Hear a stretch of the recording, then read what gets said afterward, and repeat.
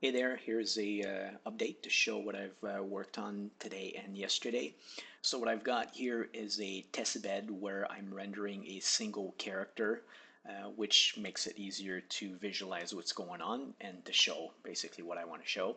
So what I've got is a single character. The font style is Arial, just to show that that's happening in real time. So if I pick different fonts or TTF, these are all TTF files. We're loading the font face in real time and basically generating the character. So if I skip through all those, we can see that that's happening.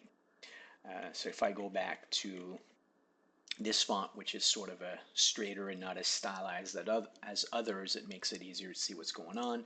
So what I've been working on is just implementing style treatment for the fonts. So here we've got the Arial normal style, then we've got bold style, then we've got italic, we've got bold italic, then we've got an outline, and then we've got fake bold where I simply stretch the character horizontally. In terms of the bold and outline, you can control the amount of the outline and amount of boldness. Um, Although I'm showing a float value here, this actually works in a single digit increment because basically one represents a stroke on the outside and inside of 1 pixel.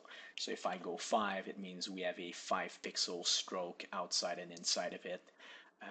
So you can see that on the outline. If I go back to normal, I go bold, and then I go to outline, you'll see that the boldness is a match for the 5 pixel thickness. So obviously it's not a limitation, but the drawback to doing this is you need like a larger font point size wise, because if you were to generate fonts that are pretty tiny, if the width of this area turned out to be like, if it was a 32 point size and this was like 4 pixels in width, adding an edge of 1 pixel on either side ends up being huge, and it kind of munges up and makes the font look bad. But anyway, so that's what I've added just to show it in terms of with the font system. I can go back here, open up the font processing window, pick a font, we'll stick again to Arial. We've got auto sizing on, padding of 8, value of 8. We're going to generate it in a 1024 by 1024 bitmap. We want the ASCII set, we want it normal, and we render the font. So that's the basic font, 160 point size. If I go italic, we can see it's now italic and it's like 148. So we can't fit in as many characters on the bitmap just because as they slant, their width they get larger. So we've got then our bold. Now the bold we can't see because the value is at 0. The munging that I was talking about, if I had a value of 5, we can see that, this is too much because the point size is 139 to begin with.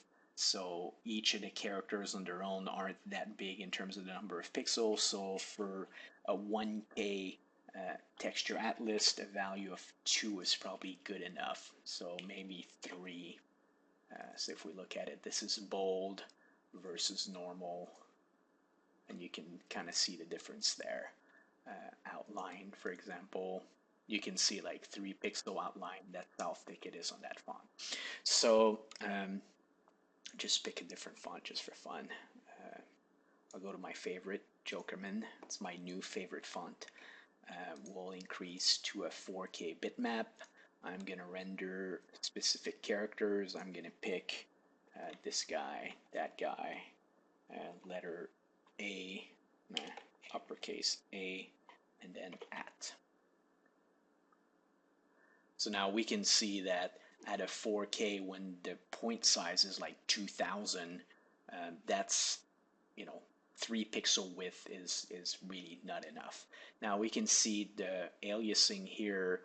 That's also because this window is 1K by 1K, but the texture is 4K, so it looks a lot worse than it truly is if you were to load that in Photoshop. But at any rate, so this is just to show that the user is going to have to mess with this value to get the thickness that they want. Like in this case, 25 would be probably a nice value to have on the outline. Maybe too much because now these two lines are kind of touching, so maybe a value of 20 would be nice. And maybe that's a little bit too much still. So 15. See, that looks kind of nice now. So boldness, the difference we would get is the bolder character would be that much thicker, which in the case of boldness might not be enough to make it look bold.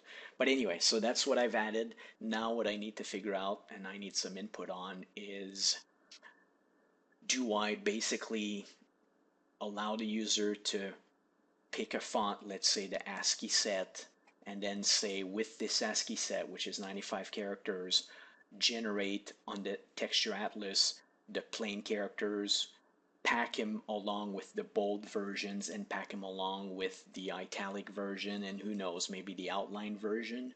Or I can already fake basically italic by shearing the rectangle. I could fake bold. Well, we were already kind of faking bold for a distance field, but we could fake bold even without distance field by doing what Unity does, which is just stretching horizontally the font. Like here, I can show it.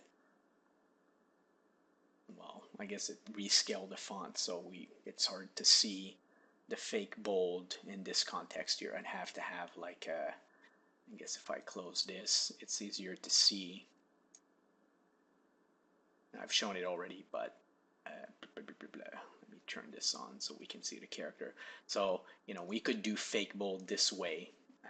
So I don't know. I need to figure out which direction to go, but at least the functionality is in the tool now. So let me know if you have any thoughts on the matter or any suggestions. Thanks. Hope you enjoyed.